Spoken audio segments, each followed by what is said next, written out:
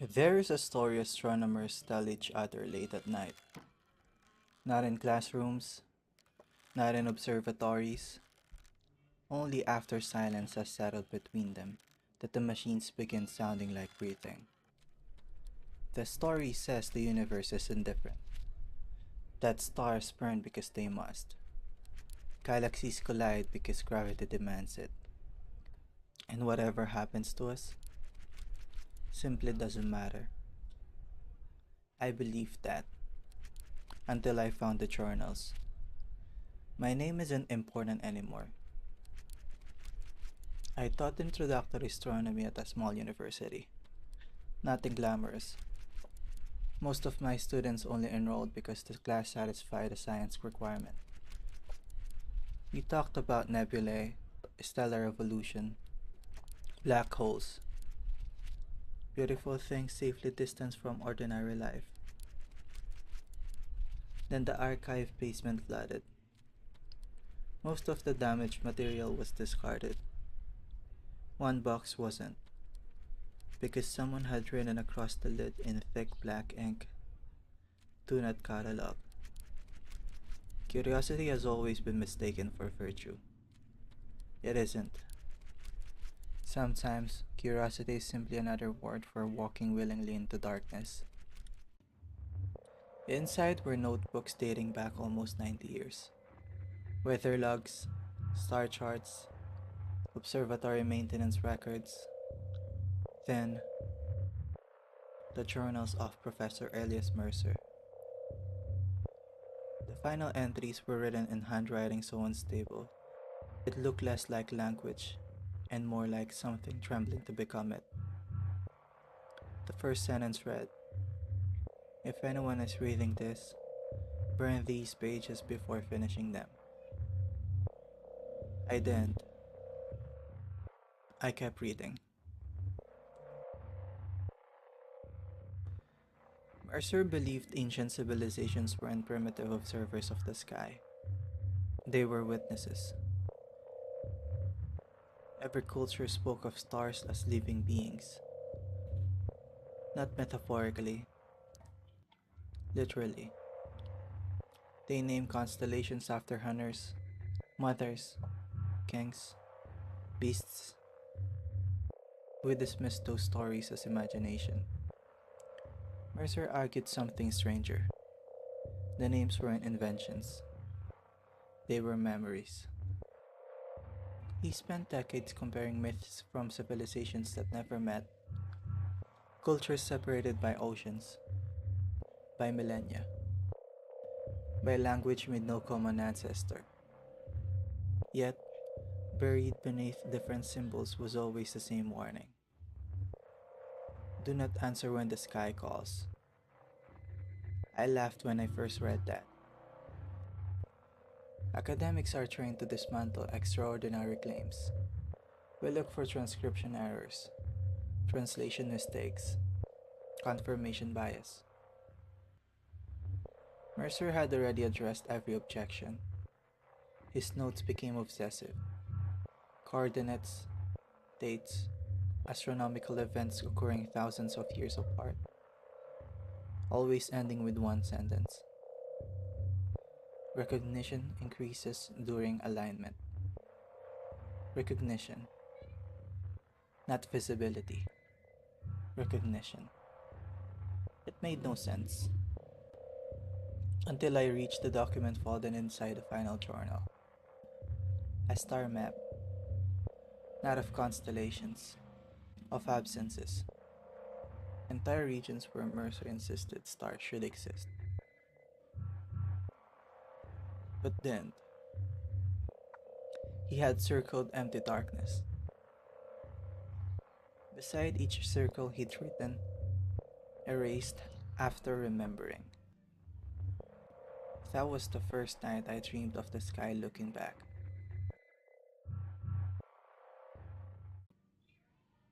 Dreams became regular, not nightmares.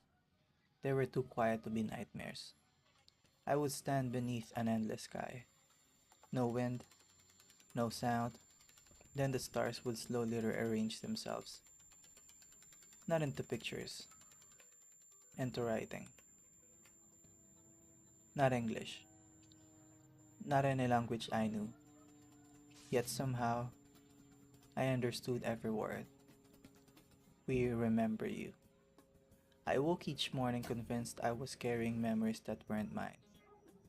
Faces I'd never seen. Mountains that no longer existed. Oceans beneath unfamiliar constellations. I stopped sleeping. I buried myself inside Mercer's research instead. That's when I discovered the letters he had written to observatories across the world. Most never replied. A handful did. None discussed astronomy. Instead, they asked variation of the same question. Have yours begun recognizing names? Not stars. Names. Mercer's response was preserved. 3 graduate assistants have independently spoken identical names during observation. None remembered doing so afterward. I checked university archives. Those assistants existed. Every one of them resigned within a year. No forwarding addresses. No publications. As though they had simply left history. That should have frightened me. Instead, I felt something worse. Relief. Because impossible things become easier to accept once enough evidence accumulates. Sanity doesn't disappear all at once. It negotiates. One compromise at a time.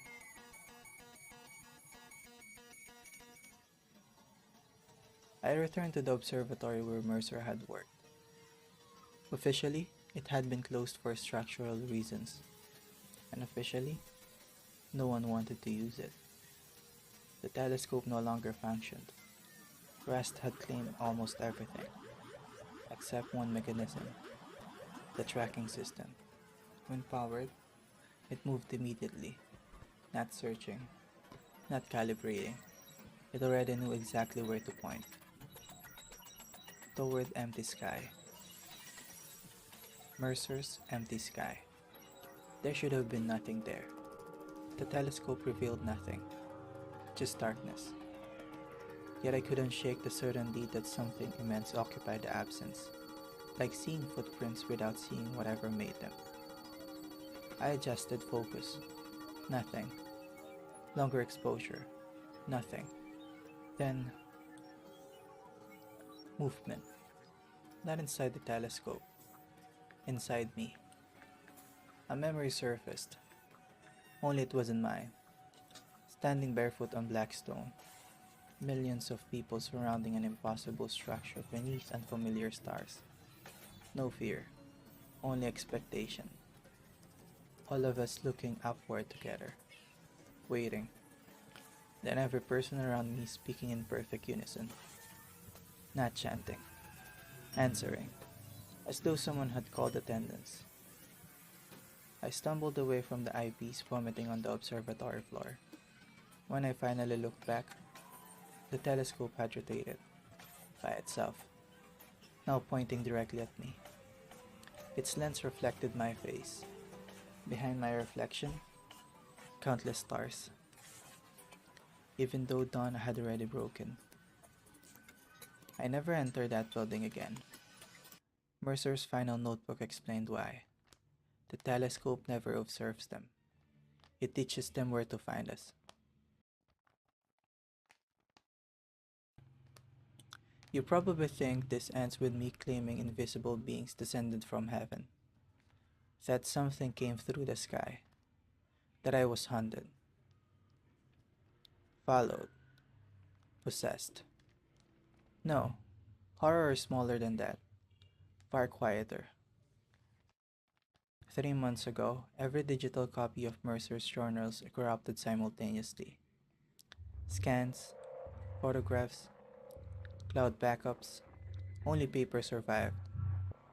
Experts blame storage failure. Coincidence? I wanted to believe them. Then I noticed the stars changing, not physically, Recognition. Exactly as Mercer described. I would glance upward and know one. Not identify it. Know it. The way you recognize someone's face before remembering where you've met them. Each night another star became familiar. Then another. And another. Until the sky stopped looking random. It began looking populated. Not with creatures, with acquaintances. Friends I'd forgotten. Family older than language. The feeling is impossible to describe unless it's already happening to you. Imagine realizing you've spent your entire life pretending not to recognize someone standing across the crowded room you've ever entered. Eventually, pretending becomes impossible. Yesterday I looked up for only a second. One star brightened. Not physically, personally. Like someone smiling after years apart. Then a name appeared in my thoughts. Not its name. Mine. Not the one my parents gave me. Another. Older. One I somehow understood had belonged to me long before humanity existed. I said it aloud without meaning to. The room became silent. Not quiet. Silent. As though sound itself had stepped outside. When noise returned, the night sky looked different. Not because stars had moved, because one was missing. Exactly where I remembered it. Exactly where Mercer had drawn an empty circle decades before. Erased after remembering. I finally understood. The stars are not being born. They are leaving. One by one. Not dying. Going home. Every civilization believed humanity came from the heavens. They were right. Not physically. Memorably. We belong to something unimaginably old. Something that scattered itself across worlds and then deliberately forgot. Because remembering meant returning. Mercer wasn't documenting astronomy. He was documenting an awakening. He failed to stop it. So will I. If you've listened this far, if these words have felt strangely familiar, if you've caught yourself staring a little too long at the night sky recently, do me one kindness. Never linger beneath a clear sky after midnight. Never learn the names hidden behind the constellations. And if, someday, you look upward and feel certain that one distant point of light has recognized you, do not recognize it back. Because the universe isn't indifferent. Indifference would have been mercy. The truth is far older, far colder. The stars have always remembered us. We were simply fortunate enough to forget.